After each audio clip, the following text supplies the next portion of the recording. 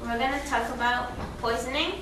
It's the most common because little kids, when they can see a plant and they eat it, they might be poisoned, or they see any bottle or something that has a chemical, they can eat it and they get poisoned.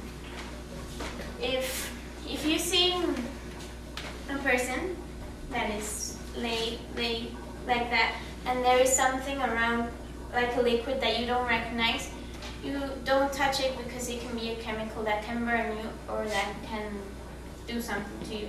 So if it's a drug, you first have to see if the person is conscious or unconscious. If it's unconscious, if the person is unconscious, you have to check if they're breathing and immediately call an ambulance.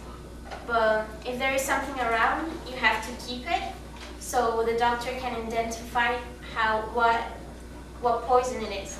And you have to, if it's drug, don't make them vomit. Never make them vomit because it can burn their mouth even more than they have it burnt if the drug burned them. If conscious, ask what they took and how much. Let them rest, beware if they vomit. If unconscious, do we need to do CPR?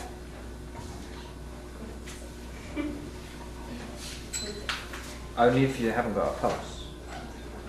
You always have to leave them in the recovery position because it's very, if they vomit, but never make them vomit. And if breathing, recovery position, and make sure they are warm.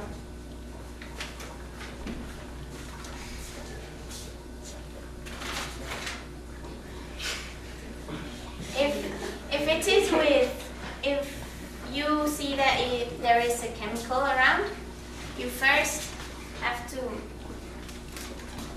you have to wipe all the chemical from the body and the face. And you have to wipe it from the mouth especially because it can be burning. And if the person is conscious and they tell you that their mouth is burning, you have to use cold milk. If you don't have cold milk, you use water, but it's preferable to be cold so it can reduce the pain. You have to wipe everything and be sure you don't touch the chemical because it can hurt you. And